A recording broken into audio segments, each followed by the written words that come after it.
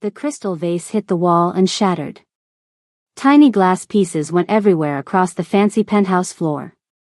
The woman grabbed her purse, backing away like she'd seen a ghost. Her hands were shaking so bad she could barely hold her things. "I'm sorry, Kang Ssi," she said, eyes fixed on the floor. "You're rich, you're handsome, but I just can't do this. When I look in your eyes, it's like staring into winter. Just cold and empty." She practically ran to the door and was gone. Kang Juneseo didn't move. He just stood there, another expensive whiskey in his hand, watching another woman leave. That made 9 in the last 4 months. 9 women who came to his luxury apartment excited to meet him, and 9 who left looking scared. He walked to the window and looked out at the Seoul skyline. All those lights. All those buildings. So many of them connected to his business empire.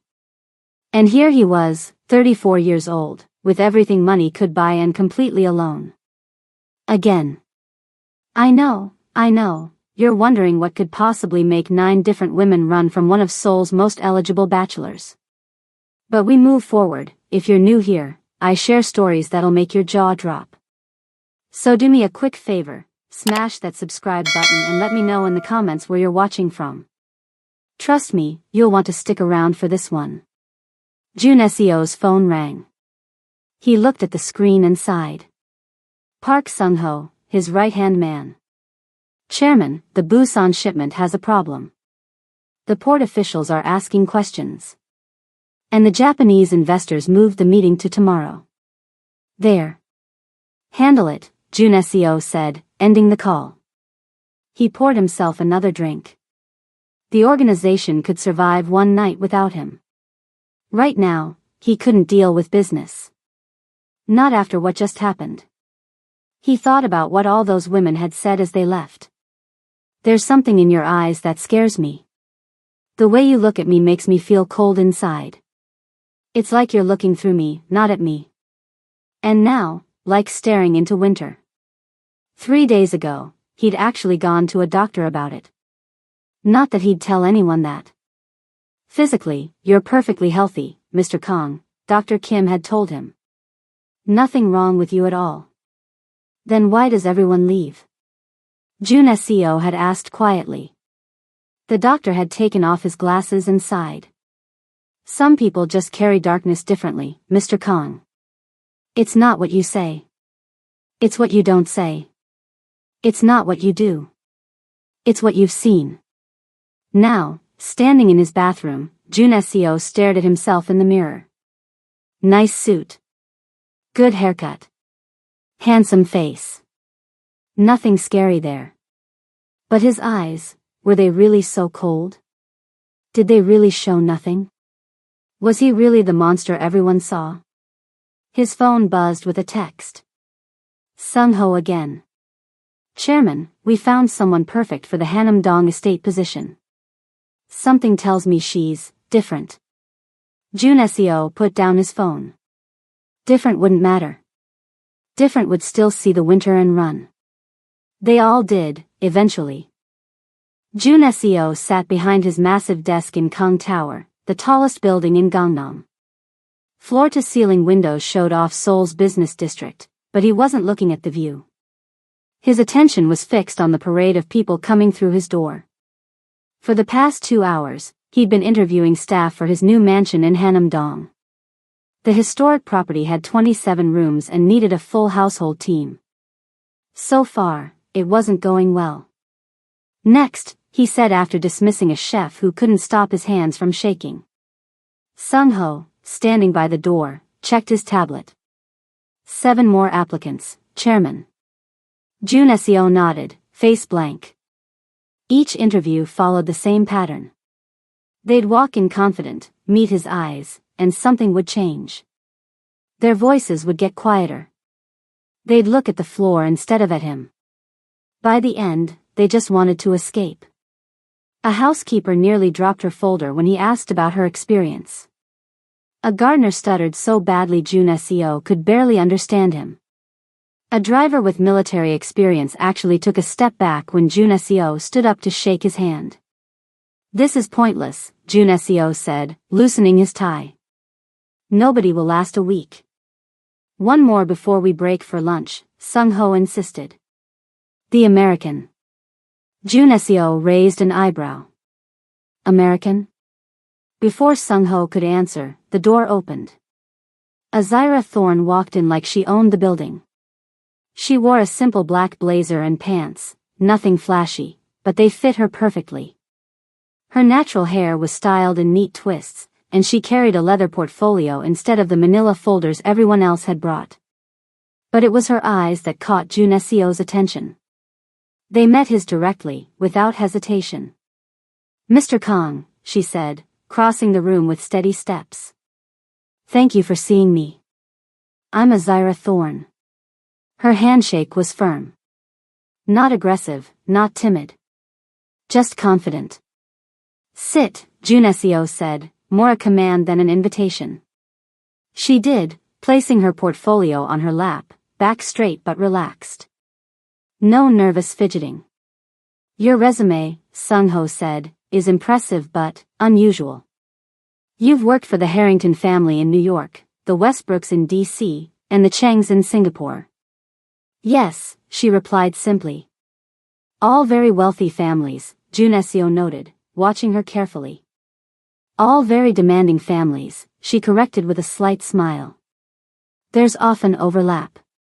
Jun Seo leaned forward slightly. Most people leaned back when he did this. She didn't move. Why Korea? He asked. I've always been interested in Korean culture. I spent 3 years learning the language. And I believe in going where opportunities take you. There's a gap, Sung Ho interrupted, scrolling through his tablet. 8 months between the Westbrooks and the Changs. Care to explain? Personal time, she said without hesitation. Family matters that needed my attention. Sung Ho looked skeptical. For 8 months? Some family matters take time, Mr. Park. Jun Seo studied her.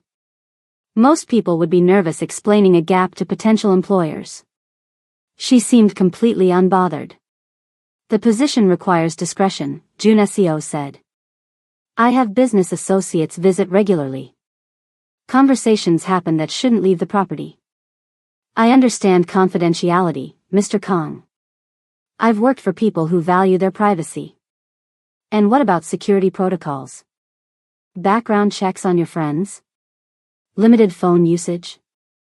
Restrictions on visitors? She met his gaze steadily. Are you trying to scare me, Mr. Kong? The room went silent. Sung Ho's eyes widened slightly. Nobody spoke to the chairman that way. But instead of anger, Jun Seo felt something else. Interest. I've worked for difficult men, Mr. Kong, Azira continued calmly. There's a difference between respect and fear. I offer one, not the other. For a moment, no one spoke. Then Jun Seo reached for his water glass. He looked directly at her as he let it slip from his fingers. The glass hit the desk and tipped over, water spilling across the polished surface and dripping onto the floor. The other applicants had panicked when he'd done this. Apologized for his mistake. Scrambled for tissues. Looked terrified they'd be blamed. Azira simply reached into her portfolio, pulled out a handkerchief, and calmly began blotting the water.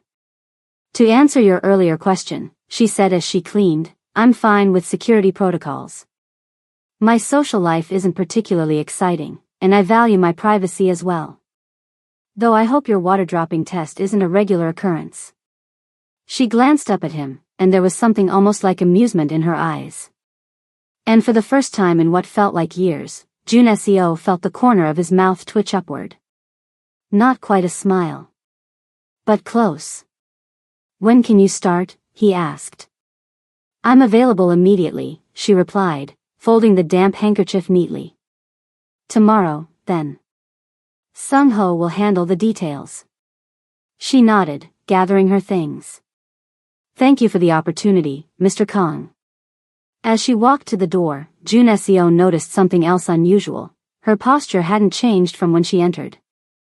No relief at escaping. No hurry to leave.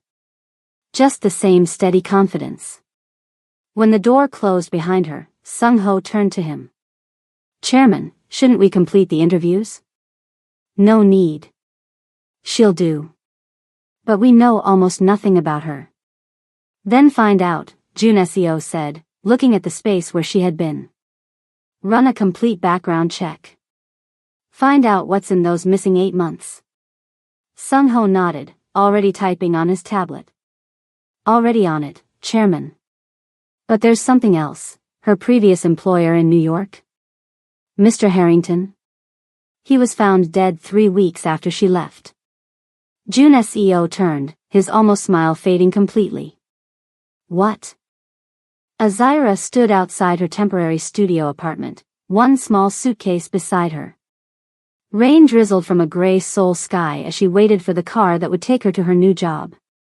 The building behind her was decent but simple, the kind of place foreign workers lived when first moving to Korea. Her phone buzzed. A sleek black car was pulling up to the curb.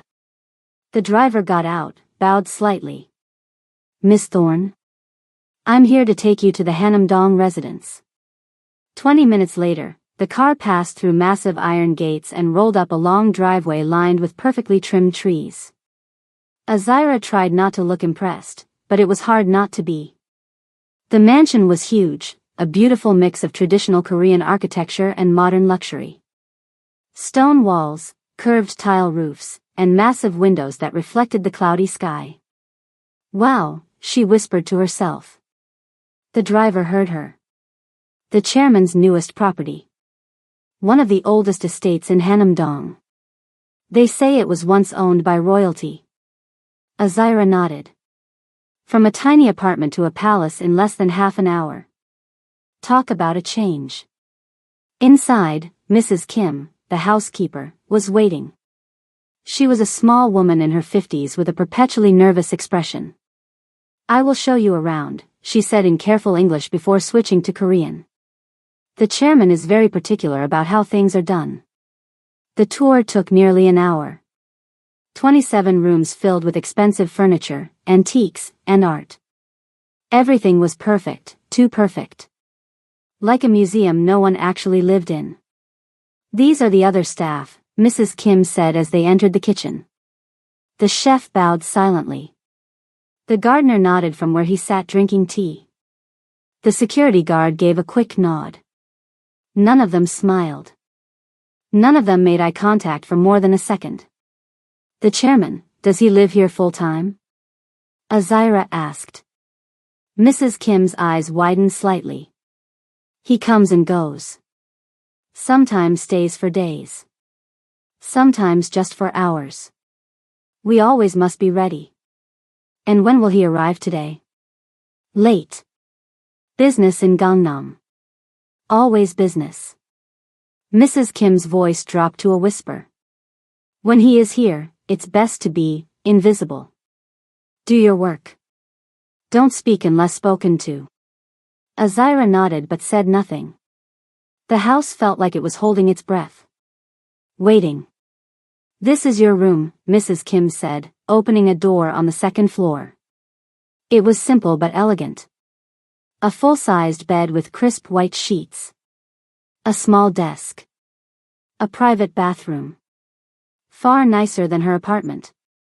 "Thank you," Azira said. "Rest today. Tomorrow, we show you your duties." If you're enjoying this story so far, take 2 seconds to hit that subscribe button. Seriously, it helps more than you know. And drop a comment telling me where you're tuning in from. Now, back to our mysterious maid. The next morning, Azira started work at 6 a.m. She dusted priceless artifacts. Polished floors that already gleamed. Arranged fresh flowers in rooms no one used. What she didn't see were any personal touches. No family photos. No books left open. No favorite coffee mugs. Nothing that said a real person lived here.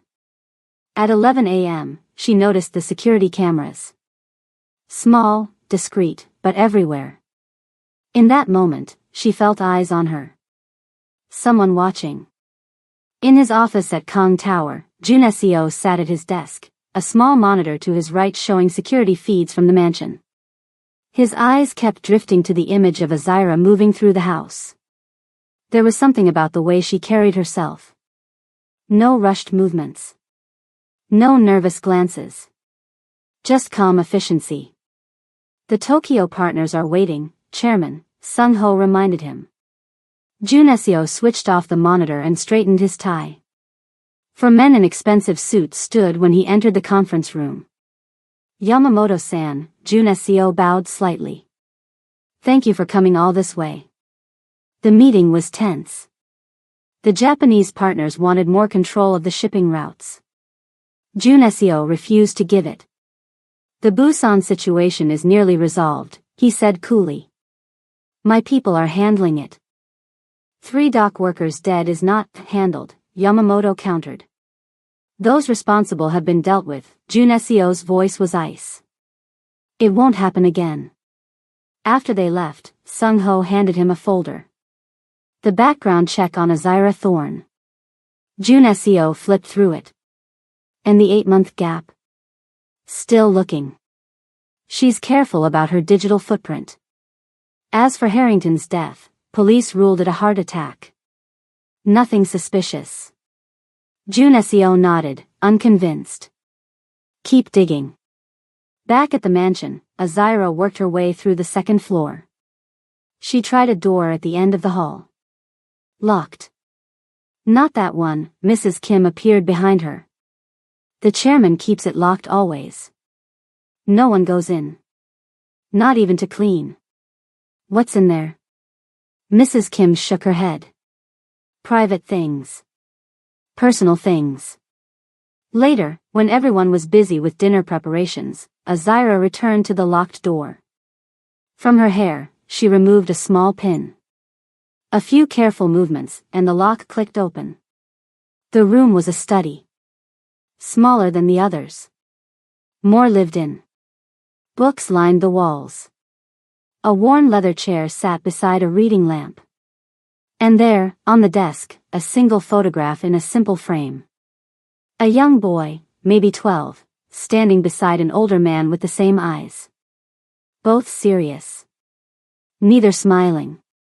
But the man's hand rested on the boy's shoulder. Azira studied it carefully. Then froze at a sound from the hall. Quickly, she slipped out, locking the door behind her. That evening, storm clouds gathered over Seoul.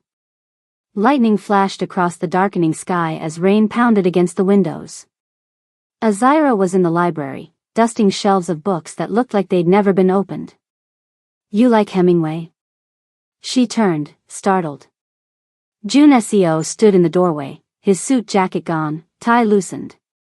His hair was damp from the rain. Chairman, she bowed slightly. I didn't hear you come in. You didn't answer my question. He nodded toward the book in her hand. I do, actually, she said, looking at the copy of The Old Man and the Sea she'd been dusting. Though I prefer his short stories. Which one? Hills Like White Elephants, she said without hesitation. The whole story happens in the spaces between what's said. Something flickered across Junesio's face. Interest, maybe. You've actually read them. Is that surprising? Most people just pretend to like the classics. Thunder boomed outside. The lights flickered once, twice, then steadied. What about you? Azira asked. Do you prefer the novels or the short stories? Mrs. Kim, passing in the hall, nearly dropped her tray when she heard Azira questioning the chairman so casually. But Junesio didn't seem angry. He stepped into the room, looking at the shelves. A clean, well-lighted place, he said finally. A story about nothing and everything. Azira nodded. About loneliness. And the nod a prayer. For a moment, they just looked at each other.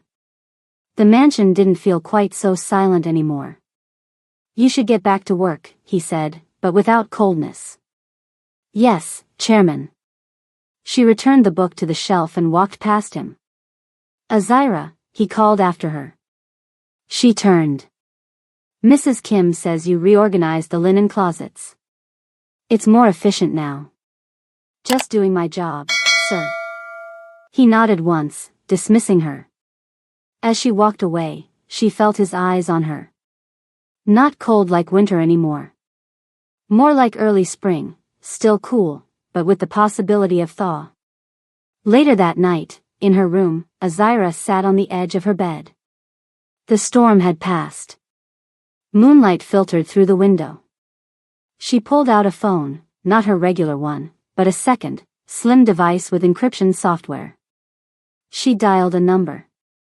Yes, I'm in, she said quietly. He trusts no one, but he's not what we expected. I don't think he knows about the connection. She listened to the voice on the other end. I need more time, she insisted. This isn't simple. After hanging up, she reached under her shirt and pulled out a locket on a thin gold chain. She clicked it open. Inside was half of a torn photograph. A man's face, half visible. The exact same man who stood beside young Jun Seo in the photograph in the locked room. A month had passed since Azira started working at the mansion. Little things had changed. Fresh flowers appeared in rooms that were once sterile. Music played softly in the kitchen where before there was only tense silence. The staff still moved carefully, but they no longer looked like they were walking on glass. Jun Seo noticed all of it. He found himself coming home more often, finding excuses to work from the mansion's study rather than his Gangnam office. He told himself it was to keep an eye on things, on her, but the truth was more complicated. This morning, he stood at his bedroom window, watching Azira in the garden below. She was speaking with the gardener, pointing to different areas. The old man was actually smiling. Jun Seo couldn't remember ever seeing him smile before. His phone rang. Sung-ho. I'll be there in an hour, Jun Seo said, turning from the window. Actually, Chairman, I'm already here. At the mansion. 10 minutes later, they walked the grounds, Sung-ho's voice low with concern. She's changing things, sir. Routines, schedules, staff dynamics. The house runs more efficiently now, Jun Seo said. Yes, but security protocols are being relaxed. The staff used to avoid certain areas. Now they move freely. She's got them eating meals together. Talking. Is that a problem? It could be. People who talk share information. And we still don't know everything about her. The background check has gaps. Jun Seo stopped walking. It's been a month, Sung-ho.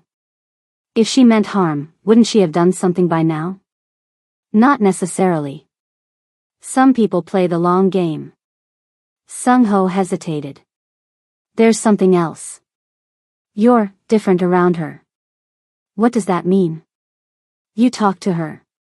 You look at her. You notice things. I notice everything. Not like this.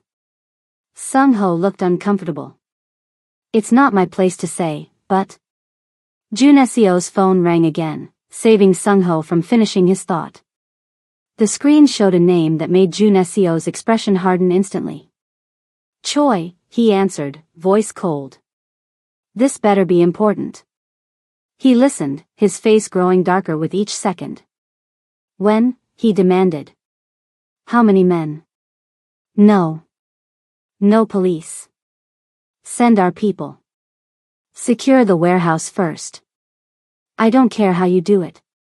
Anyone who resists doesn't walk away. He ended the call, jaw tight with tension. The Incheon situation? Sung-ho asked. The Hwang organization is moving on our territory. They hit one of our storage facilities at the port. Casualties? 2 of our men. Hospitalized but alive. They need to understand who they're dealing with. I'll handle it personally, Sung-ho said. No. I'm going. They need to see my face. Jun Seo turned toward the house. Have the car ready in 20 minutes. Inside, he went to his study to retrieve documents. He didn't notice Azira dusting nearby until he was already halfway through his call with the head of security. I want names, he said into the phone. Everyone involved. Family members. Addresses. We send a message they won't forget. He glanced up, suddenly aware of her presence. She continued working, seemingly unaffected by his words. Do what needs to be done, he finished, ending the call. For a moment, the room was silent. He waited for her to hurry away like the others would have done. Instead, she simply moved to the next shelf, calmly continuing her task.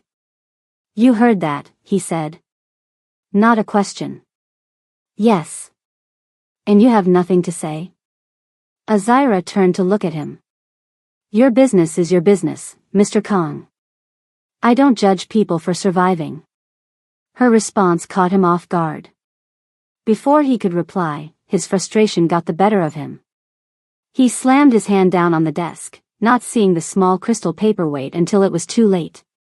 The crystal cracked, a sharp edge slicing into his palm. Damn it, he muttered, pulling back his hand. Blood welled up across his palm, dripping onto important documents. Azira moved immediately, pulling a clean handkerchief from her pocket. Without hesitation, without asking permission, she took his hand in hers. Everyone else in the house avoided touching him. Avoided getting too close. But she held his hand firmly, pressing the cloth against the wound. It's not deep, she said, examining the cut. But it needs cleaning. Jun Seo stood perfectly still, hyper-aware of her fingers against his skin. It had been so long since anyone had touched him with such casual confidence. First aid kit, she asked. Bathroom. Cabinet. She led him there, still holding his hand. In the large marble bathroom, she sat him on the edge of the tub while she found antiseptic and bandages. This will sting, she warned, applying alcohol to the cut. He didn't flinch. As she carefully wrapped his hand, he found himself asking the question that had been bothering him for weeks. Why aren't you afraid of me? Azira's hands paused briefly, then continued their work. Should I be? Everyone else is. I'm not everyone else. She secured the bandage with medical tape. Besides, I grew up with a grandfather who survived things that would break most men. Your coldness? I've felt colder. She stood back to examine her work. Keep it clean. Change the bandage tomorrow. Jun Seo looked at his wrapped hand, then at her. What things? What? What did your grandfather survive? Something flickered across her face. Sadness? Caution? War? Loss? Starting over in a country that didn't want him. She began putting away the first aid supplies. He taught me that fear is a choice. And it's rarely the most useful one. Before Jun Seo could ask more, the door opened. Sung-ho stood there, his expression urgent. The car's ready, Chairman. And, we need to talk. Immediately. Jun Seo nodded. Thank you, Azira. That will be all. She bowed slightly and left the room. When they were alone, Sung-ho handed him a folder. Chairman, we found something. The 8 months she was traveling? She was in Seoul. And you're not going to believe who she was meeting with. It was past midnight when Azira heard the knock on her bedroom door. The chairman wants to see you in his study. Now. She knew this moment would come eventually. Taking a deep breath, she put on a robe over her pajamas and followed the security guard down the dark hallway. The house was silent except for their footsteps. Outside, the moon hung full and bright, casting long shadows through the windows. Jun Seo was standing at his desk when she entered. He didn't look up. His bandaged hand rested on a pile of photographs spread across the polished wood. Close the door, he said, voice calm but cold. She did. The soft click echoed in the quiet room. Explain these. He finally looked up, pushing the photos toward her. Azira stepped forward and looked down. Her heart sank. The photos showed her sitting in various cafes around Seoul with an elderly Korean man. Some were from months ago. Others from just weeks before she started working at the mansion. You weren't traveling those 8 months, Jun Seo said. You were here. In Seoul. Meeting with Park Jin-woo. He watched her face, looking for fear, for guilt. She showed neither. Yes, she said simply. Do you know who he is? I do. He was my father's business partner for 20 years. Azira nodded. I know. Jun Seo's jaw tightened. So you came here to what? Spy on me? Get information? Use whatever you find against me or my organization? No. Then explain. Now. Azira took a deep breath. My grandfather, James Thorne, fought in the Korean War. He was a medic with the American forces. He saved a young Korean soldier's life during the Battle of Incheon. That soldier was Park Jin-woo. Jun Seo's expression didn't change, but she could see he was listening carefully. They stayed in touch for years after the war, she continued. Letters, mostly. My grandfather never talked much about it, but after he died 3 years ago, I found the letters. Jin-woo's name was in them. That doesn't explain why you're in my house. 8 months ago, Jin-woo contacted me. He'd heard about my grandfather's death and wanted to meet. He said there were things I should know. About my family. About his past. About your family. Jun Seo's eyes narrowed. What things? That's what I came to find out. She met his gaze steadily. Jin-woo told me about your father. About the organization. About what happened 15 years ago. Something flashed across Jun Seo's face. Pain, quickly masked. What do you know about 15 years ago? His voice was dangerously quiet. I know that's when your father died. I know Jin-woo left the organization right after. And I know something happened that changed you forever. Jun Seo walked to the window, his back to her. Moonlight outlined his silhouette. So you lied your way into my home to, what, investigate me? For revenge? For money? For truth, Azira said. Jin-woo believes there's more to your father's death than you know. He's been afraid to come forward for years. He thought I might be able to help. By deceiving me? Jun Seo turned, anger finally showing through. By pretending to be someone you're not? I am who I say I am. Everything in my resume is true. I did work for those families. I do need this job. The only thing I left out was why I came to Korea in the first place. We're just getting started. If you're still with me and haven't subscribed yet, what are you waiting for? Hit that button right now and join our storytelling family. Let me know in the comments if you saw this revelation coming. Now, let's see how Jun Seo reacts. For a long moment, the room was silent. Jun Seo looked at the photographs again, his eyes lingering on the image of Jin-woo's face. You should have been honest from the beginning. Would you have hired me if I told you I'd been meeting with your father's old partner? The man who walked away from the organization right after his death. Jun Seo didn't answer. They both knew the answer. What did Jin-woo tell you about my father's death? He finally asked. Not much. Just that he doesn't believe it was suicide, like the official report said. Jun Seo's head snapped up. He told you it was suicide? Isn't that what happened? Something dark passed across his face. Is that what the world believes? That Kang Min-ho took his own life? Azira watched him carefully. That's not what happened. I found him, Jun Seo said quietly, almost to himself. In his study. Much like this one. I was 19. Home from university for the weekend. He touched his bandaged hand, the one she had wrapped earlier. There was glass everywhere. Broken. Like someone had fought. And my father. He stopped, his voice catching slightly. His eyes were open. But empty. Like all the light had gone out. Azira stepped closer, sensing this was the first time he'd spoken these words aloud in years. The police said suicide. Clean. Simple. No investigation needed. Everyone nodded and moved on. His voice hardened.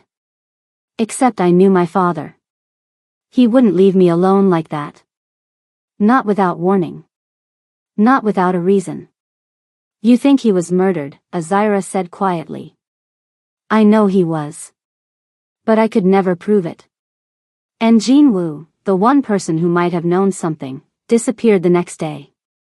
Wouldn't take my calls. Wouldn't see me. Jun Seo looked at her with new intensity. Until you. The accusation hung in the air between them. I didn't know, Azira said. Jinwoo never told me you suspected murder. He just said there were things about your father's death that didn't add up. That's why I took this job. To find out the truth. For both of us. Jun Seo studied her face. Why should I believe you now? Because I could have denied everything. Made excuses. Instead, I'm telling you the truth, even though it might cost me this job. Maybe worse. He stepped closer to her, close enough that she could see the tension in his jaw, the pain in his eyes he was trying to hide. If you came for information, just ask, he said, his voice softer than she'd ever heard it. I'm tired of being seen as a monster. Tired of people looking at me and seeing only winter. Something shifted between them in that moment. The air felt different. Lighter somehow, despite the heavy conversation. I don't see a monster when I look at you, Azira said. I see someone carrying too much for too long. She reached out slowly, giving him time to pull away. When he didn't, she touched his face gently. Looking into your eyes isn't like winter, she said. It's like looking at someone who's been left out in the cold too long. Jun Seo froze at her touch. No one touched him like this. With gentleness. Without fear or agenda. For a moment, he seemed unsure how to respond. Then his phone rang, breaking the silence. He stepped back, reaching for it. It's Sung-ho, he said, then answered. What is it? It's late. Azira watched his face change as he listened. First confusion, then shock, then something close to fear. When? He demanded. How bad? We'll be right there. He hung up, turning to her with urgency. Jinwoo has been attacked in his home. He's in the hospital. Critical condition. Azira's hand went to her mouth. Oh my God. Who would? That's not all, Jun Seo said grimly. Before he lost consciousness, he said one name to the paramedics. Their eyes met. Azira. The hospital corridors blurred as Jun Seo and Azira rushed through them. It was nearly 2 a.m., but Severance Hospital never truly slept. Doctors and nurses moved quickly, barely glancing at them as they passed. Jun Seo's security team was different. They watched Azira with open suspicion, eyes narrowed and hands hovering near concealed weapons. They'd arrived ahead of them, securing the hospital wing as soon as Jinwoo was brought in. Chairman, one nodded respectfully to Jun Seo before giving Azira a cold stare. Should she really be here? Yes, Jun Seo said firmly, leaving no room for argument. They reached the intensive care unit where a doctor was waiting. His face was grim. Mr. Park was attacked in his home, the doctor explained. Blunt force trauma to the head, multiple broken ribs, punctured lung. We've stabilized him, but he's unconscious. The next 24 hours are critical. Will he survive? Jun Seo asked directly. It's too soon to tell. When will he wake up? If he wakes up. The doctor emphasized that if, it could be hours or days. I need to see him, Azira said. The doctor looked to Jun Seo for approval, which he gave with a slight nod. Jin-woo looked small in the hospital bed, surrounded by machines. Bandages covered his head. Tubes ran from his nose and arms. The steady beep of heart monitors filled the otherwise silent room. Azira moved to his bedside, gently taking his hand. Tears filled her eyes. I'm so sorry, she whispered. This is my fault. Jun Seo watched from the doorway. Why would he say your name? He was trying to warn me, she said softly. Or trying to tell you to protect me. Or both. Explain. Everything. No more half-truths. Azira nodded, still holding Jin-woo's hand. My grandfather was stationed in Korea during the war. His unit was trapped during a firefight near Incheon. Jin-woo was a young Korean soldier fighting alongside the Americans. When my grandfather was hit, Jin-woo carried him to safety under heavy fire. They both should have died that day. Jun Seo moved closer, his eyes on Jin-woo's face. They stayed in touch over the years, Azira continued. Letters mostly. Jin-woo even visited America once, when I was very young. I barely remember it. After my grandfather died, I found all their correspondence. Jin-woo had been trying to reach him for years, but my grandfather had been sick, and the letters went unopened. What did the letters say? That's why I came to Korea. The last few were strange. Jin-woo wrote about history repeating itself and needing to make things right. He mentioned your father's name. And yours. Jun Seo's jaw tightened. And you didn't think to tell me this from the beginning? I tried to contact Jin-woo directly first. When we met, he seemed scared. Paranoid. He told me your father didn't kill himself, but he wouldn't tell me what really happened. Said it was too dangerous. That people were still watching. So you decided to spy on me instead. I decided to find out for myself what kind of man you were before I trusted you with any of this, Azira countered. Jin-woo warned me that getting close to the Kong organization could be dangerous. Well, he was right about that, Jun Seo said grimly, looking at the unconscious old man. A nurse entered to check Jin-woo's vitals, and they stepped out into the hallway. You still haven't explained why you lied to get a job in my house, Jun Seo said once they were alone. Jin-woo suggested it. He said working in your home would be the safest way to make contact. That you'd never speak to me otherwise. And now he's barely alive. Calling your name. Jun Seo's eyes hardened. Convenient timing. You think I had something to do with this? Azira's voice rose slightly. Why would I attack the one person who could tell me the truth about why I'm here? Before he could answer, memories flooded Jun Seo's mind. Walking into his father's study 15 years ago. The overturned furniture. Broken glass everywhere. And his father, slumped in his chair, eyes open but seeing nothing. Blood pooling beneath him. The police calling it suicide despite the obvious signs of struggle. Everyone accepting it without question.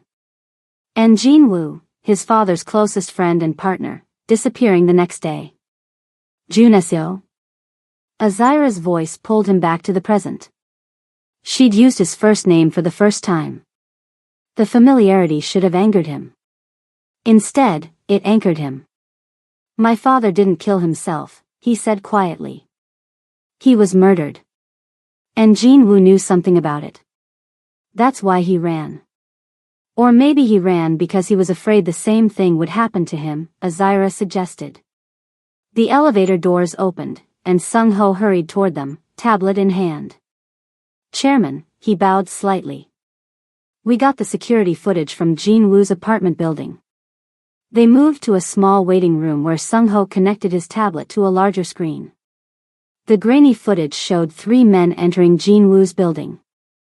They wore caps pulled low, faces turned away from cameras. Professional, Jun Seo noted.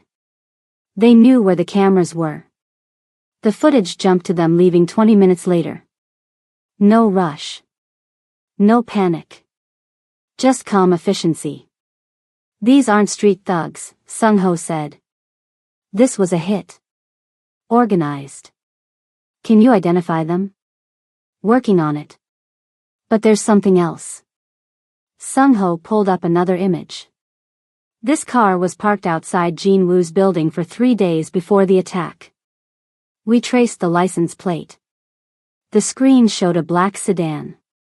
It belongs to the Hyun organization. Jun Seo's expression darkened. Young Hyun's people. Who's Young Hyun? Azira asked. My father's rival, Jun Seo said. They fought over territory for years. After my father died, Young backed off. We've had an uneasy peace since then. Until now, Sung-ho added. Why would he come after Jin Woo after all this time? Jun Seo wondered aloud. Maybe because Jin Woo was talking to me, Azira said quietly. Maybe he was ready to tell the truth about what happened 15 years ago.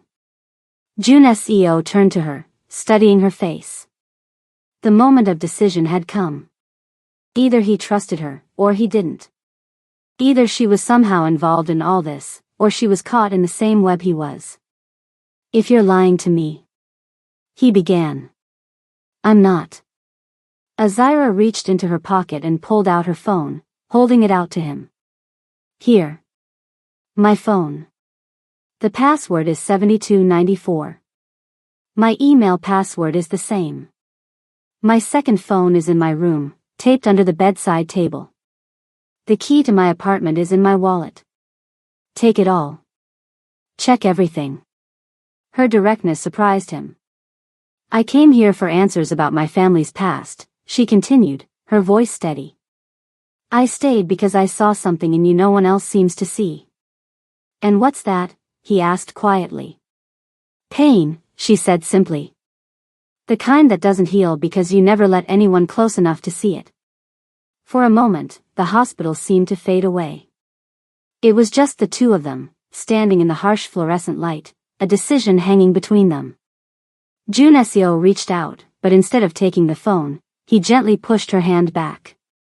Keep it, he said. I believe you. Sung-ho looked shocked. Chairman, I strongly advise. I said I believe her, Jun Seo repeated firmly. The tension in Azira's shoulders eased slightly.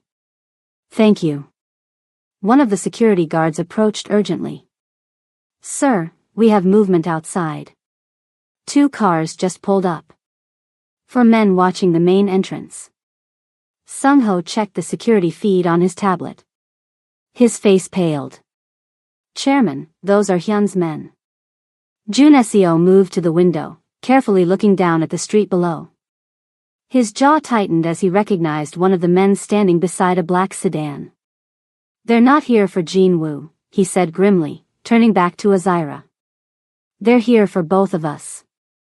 This way, Jun Seo whispered, guiding Azira through the dim hospital basement. The service tunnels smelled of disinfectant and damp concrete. Their footsteps echoed despite their attempts to move quietly. Behind them, Sung-ho was creating a distraction, sending security teams in different directions while falsely informing Hyun's men that Jun Seo had already left through the main entrance.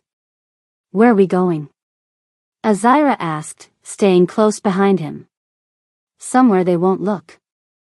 They emerged through a maintenance door into an alley where a nondescript gray sedan waited. No driver.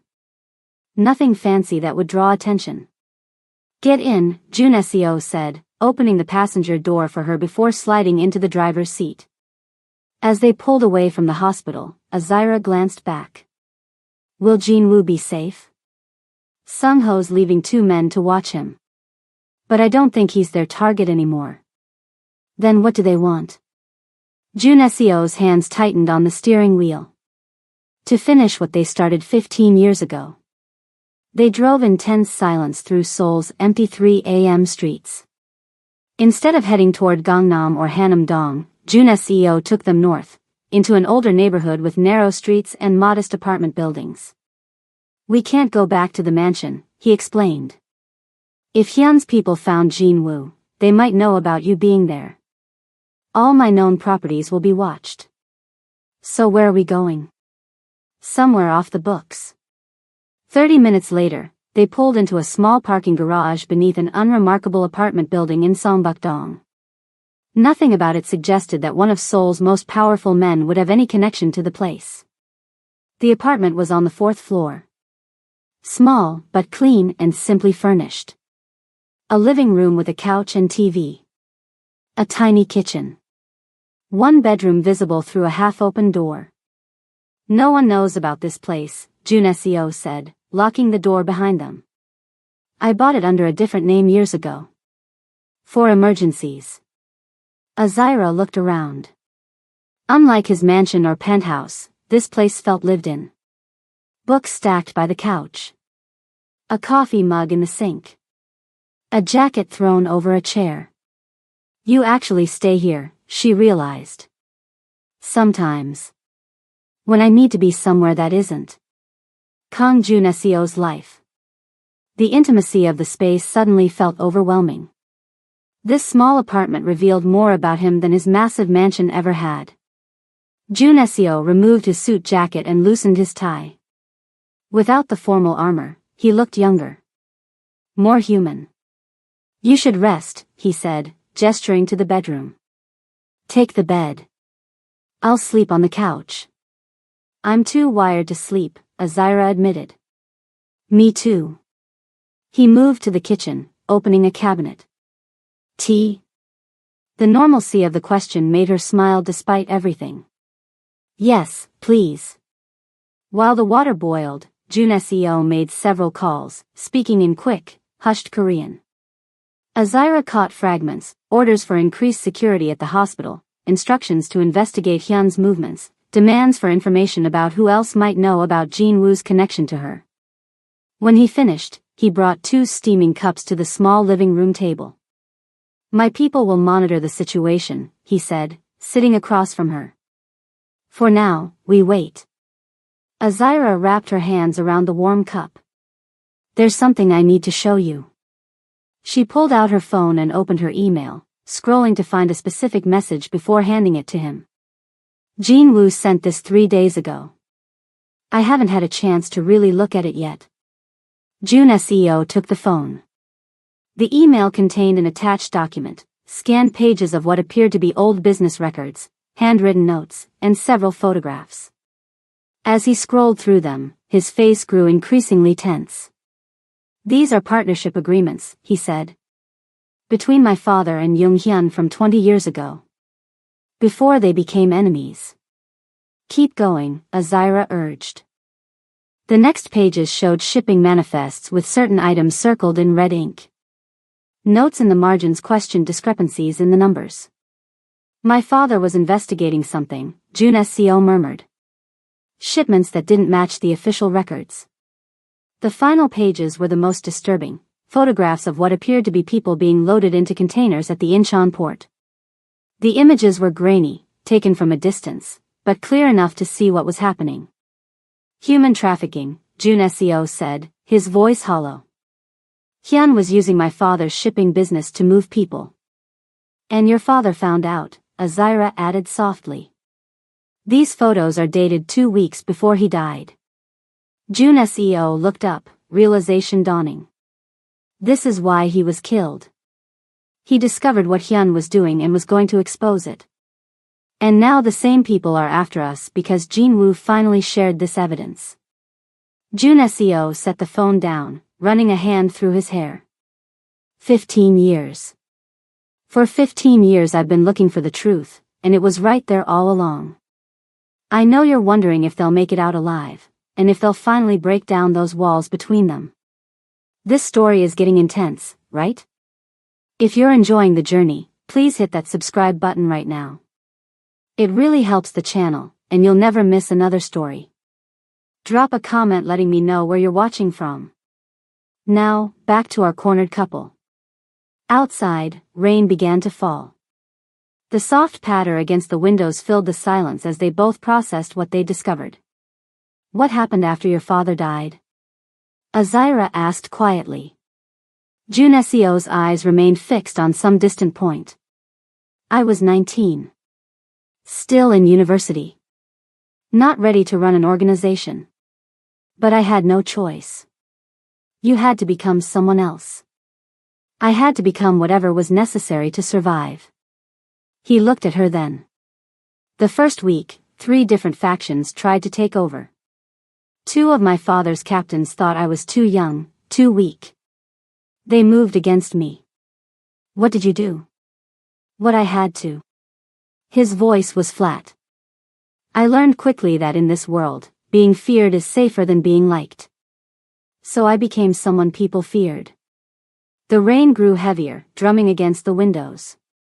And you? He asked. You said your grandfather raised you. What happened to your parents? Azira set down her tea. Car accident when I was 7. My mother died instantly.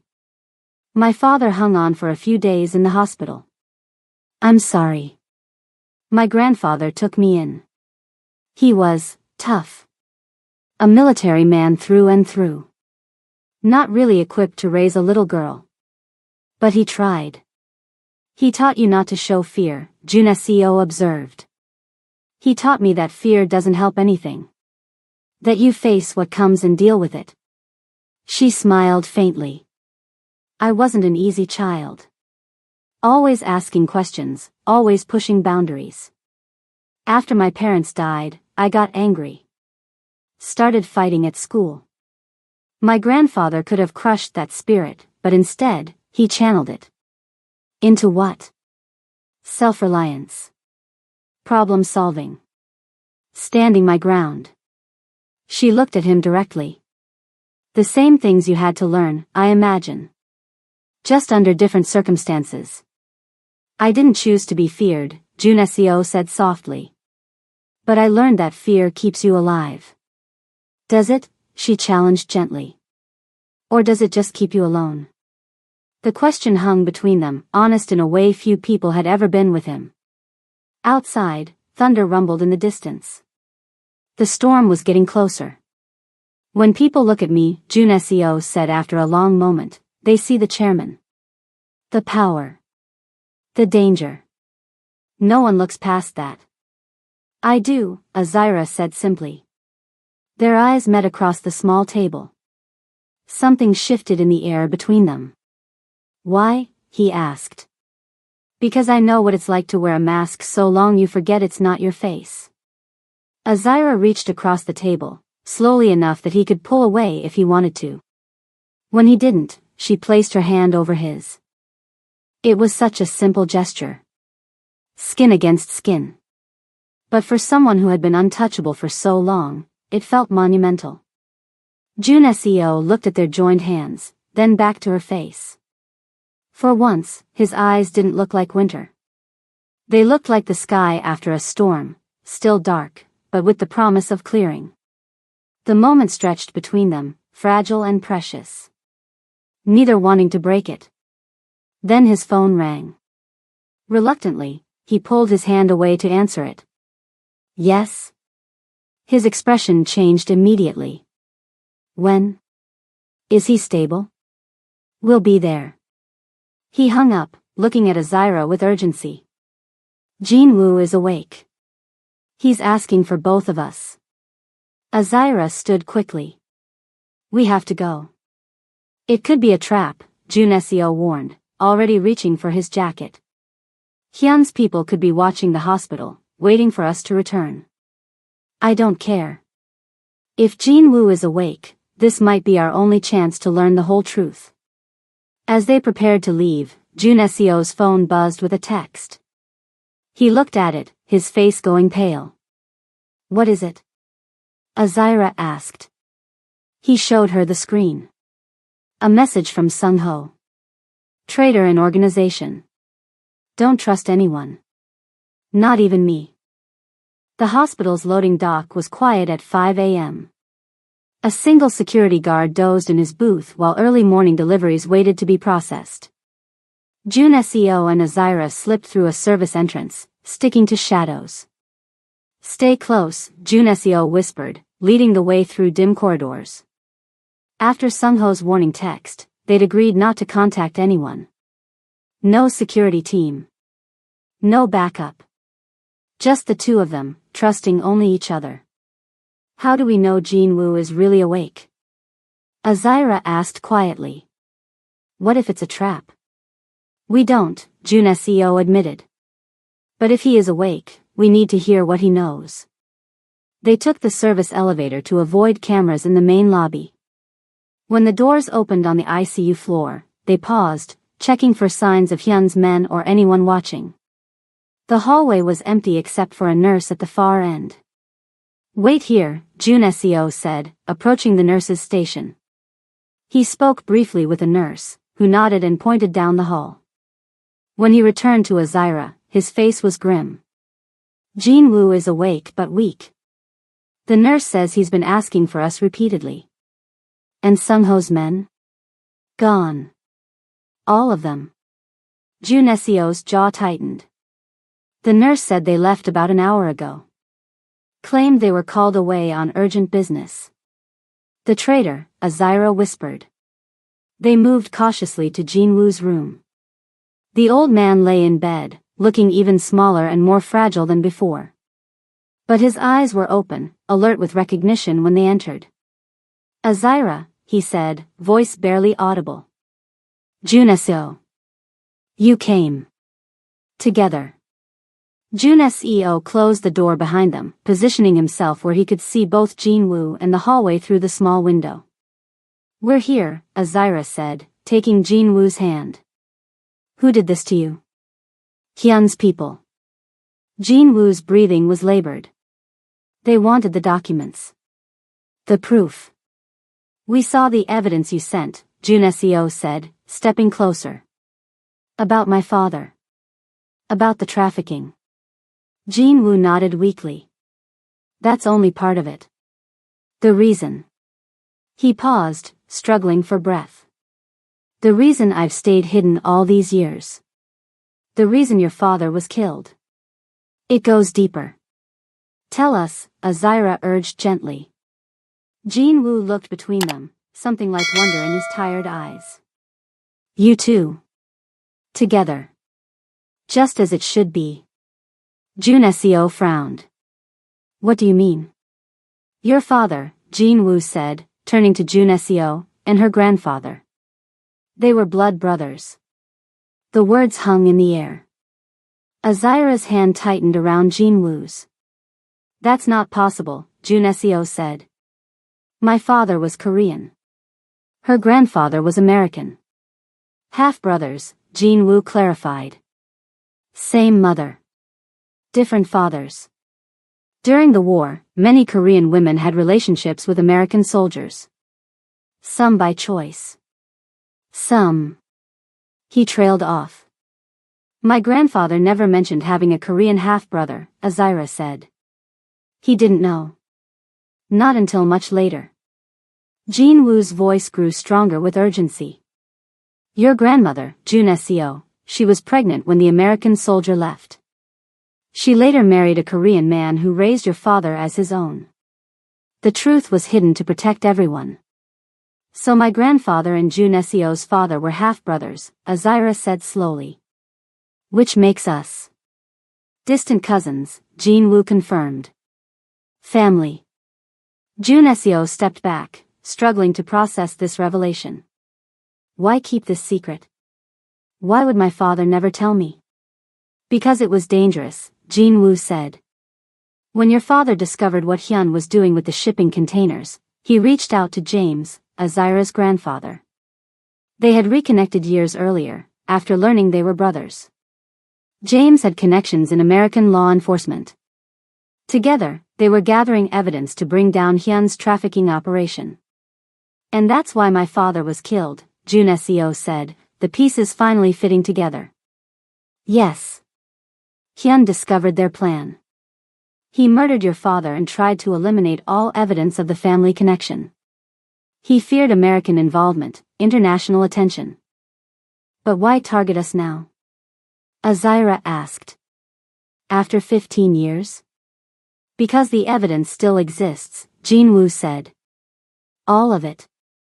I've kept it hidden. And because Hyun fears history repeating itself. You two, working together, just like your father and grandfather did. Jinwoo reached for Juneseo's hand, bringing it together with Azira's. Look at your eyes. Both of you. The same eyes. Juneseo turned to Azira, really looking at her eyes for the first time. They were the same unusual shade as his, not quite brown, not quite gray. Eyes that people had called cold. Eyes like winter. It's a family trait, Jinwoo said softly. Your grandmother's eyes. Everyone always said they could see through people. Too perceptive. Too knowing. All this time, Azira whispered, I've been looking for answers about my family, and you were right here. For a moment, the room was silent except for the beeping of machines and Jinwoo's labored breathing. The evidence, Juneseo finally said. Where is it? Hidden. Safe deposit box. Seoul National Bank.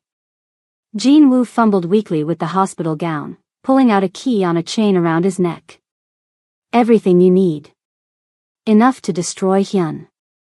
And he looked at Juneseo with sadness, enough to implicate parts of your organization that continued the business after your father died. Juneseo's face hardened. Who? Before Jinwoo could answer, a nurse appeared in the doorway. Excuse me, visiting hours haven't started yet. How did you get in here? Juneseo turned to respond, then froze. The nurse was one of Hyun's men.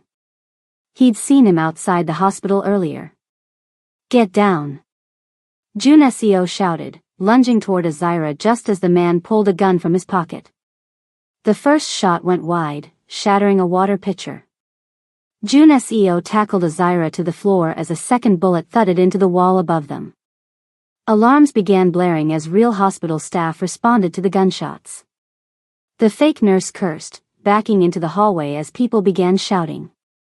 We need to move, Juneseo said urgently, helping Azira up. More will be coming. The evidence, Jinwoo gasped, pressing the key into Azira's hand. Take it. Before Hyun destroys everything. We're not leaving you, Azira insisted. You must. Go. Use the evidence. Finish what your father started. Juneseo peered into the hallway. Security's coming. But Hyun's men will be, too. We need to decide now. He looked at the evidence key in Azira's hand, then at Jinwoo, then at the chaos building in the hospital. In that moment, he faced the most important choice of his life, continue the cycle of violence and power his father's death had launched him into, or risk everything for truth and justice. For 15 years, he'd built walls around himself, becoming the cold, feared chairman everyone expected. For 15 years, he'd focused on power as protection, never considering there might be another way. Now, looking at Azira, at family he never knew he had, he saw another path. We're going to the bank, he said firmly. We'll get the evidence and take it to authorities I trust. We'll expose everything. Hyun. The trafficking. All of it. But your organization. Azira started. Parts of it are corrupt. Have been since my father died. His eyes were clear, determined. I'd rather burn it all down and start clean than continue what Hyun started. Jinwoo smiled weakly. Your father would be proud. Shouting in the hallway grew louder. They could hear running footsteps approaching. We need to go. Now. Juneseo grabbed Azira's hand. They were halfway to the door when they heard it, the distinct sound of a gun being cocked. Young Hyun himself stood in the doorway, flanked by 2 armed men. Going somewhere? The older man smiled coldly. After all these years, the son of Kang Min-ho and the granddaughter of James Thorne, together at last. How convenient. Juneseo stepped in front of Azira. This ends now, Hyun. I agree. Hyun raised his gun. It ends with you. The world seemed to slow down. Jun Seo tensed, preparing to launch himself at Hyun. Azira gripped the evidence key tightly. And then Jinwoo, with strength no one knew he still possessed, ripped out his .4 and lunged from the bed. The gunshot was deafening in the small room. Jinwoo staggered, blood blooming across his hospital gown as he collapsed against Hyun, knocking the older man off balance. Run! Jinwoo gasped, his eyes locking with Jun Seo's one last time. Go! Chaos erupted. Jun Seo grabbed Azira, pulling her toward the window as more shots rang out behind them. Cherry blossoms drifted past the hospital window like pink snow. 3 months had passed since that terrible night when bullets flew and lives hung in the balance. Jinwoo sat in a wheelchair by the window, watching the blossoms fall. He was thin and moved with obvious pain, but his eyes were alert. Alive. The doctors say I can leave next week, he told Azira as she arranged fresh flowers by his bedside. Finally. About time, she smiled. Your room at the mansion is ready whenever you are. Jun Seo entered, carrying a paper bag. I brought those hotteok you like, he said, handing the warm sweet pancakes to Jinwoo. From the street vendor near Gwangwamun. Jinwoo accepted them gratefully. You too spoil an old man. So much had changed in 3 months. After escaping the hospital that night, Jun Seo and Azira had retrieved the evidence from Jinwoo's safe deposit box. The documents proved beyond doubt that Jung Hyun had orchestrated human trafficking operations for decades, and had Jun Seo's father killed when he discovered the truth. Instead of seeking revenge, Jun Seo had made a choice that shocked everyone. He went to the authorities. With Azira by his side, he turned state's witness against both the Hyun organization and the corrupt members of his own. In exchange for full cooperation, he received immunity, though he had to surrender most of his business holdings and assets. The Hyun organization was dismantled. Jung Hyun himself was arrested trying to flee the country. And several of Jun Seo's own captains, the ones who had continued the trafficking after his father's death, now faced lengthy prison sentences. Have you seen the news? Jinwoo asked, turning up the volume on the hospital TV. They've arrested 3 more shipping officials connected to Hyun. The whole network is coming down. Jun Seo nodded. Good. And what about Sung-ho? Jinwoo asked carefully. Any word? Still missing, Jun Seo said, his face hardening slightly. Sung-ho had disappeared the night of the hospital shooting. Whether he was the traitor or had been taken by Hyun's people, they still didn't know. He'll turn up eventually, Azira said, placing a gentle hand on Jun Seo's arm. They always do. As they prepared to leave, a nurse poked her head in. Miss Thorne? The international patient from Chicago has arrived. They're asking for you. Azira nodded. I'll be right there. To Jinwoo, she said, rest up. I'll be back tomorrow to help with your physical therapy. In the hallway, Jun Seo walked with her toward the elevator. How's the new job going? He asked. Azira smiled. I like it. Turns out my experience with difficult rich people is perfect for handling international patients. After everything settled, Severance Hospital had offered Azira a position as international patient liaison. Her language skills and calm efficiency made her perfect for the role. And it meant she could stay in Korea. Will you be home for dinner? She asked as they reached the elevator. Home. The Hanamdong mansion.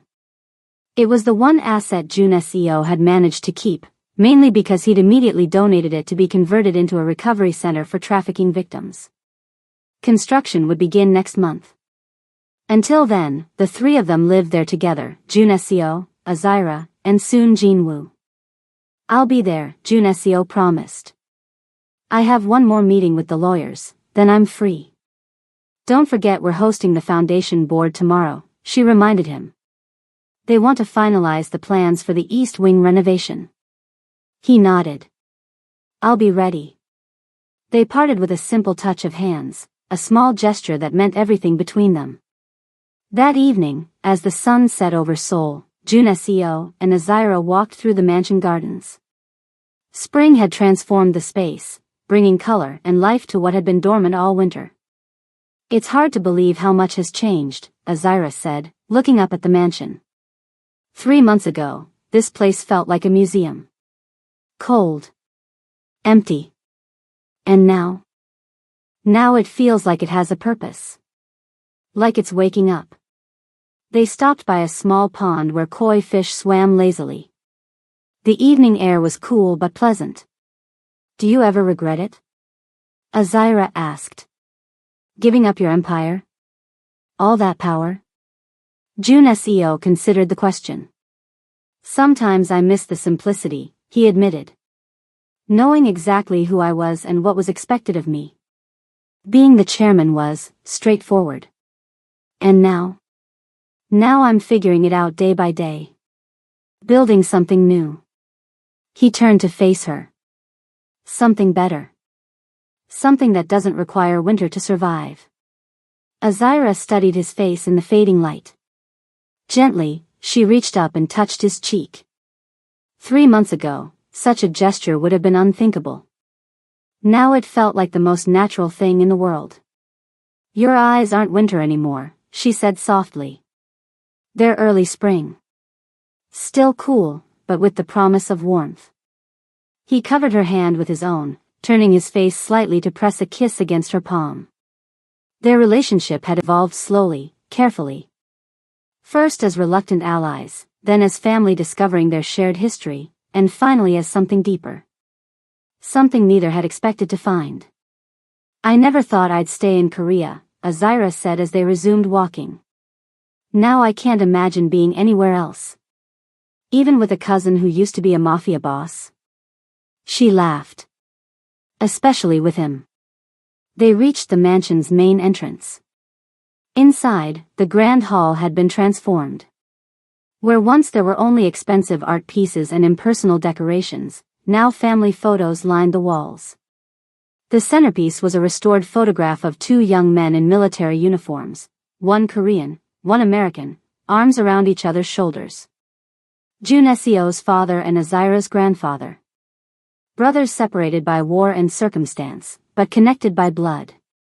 Next to it hung a newer photo. Juneo, Azira, and Jinwoo, taken just last month during a rare moment of celebration. 3 people brought together by a shared past, now facing the future together. What do you think they would say?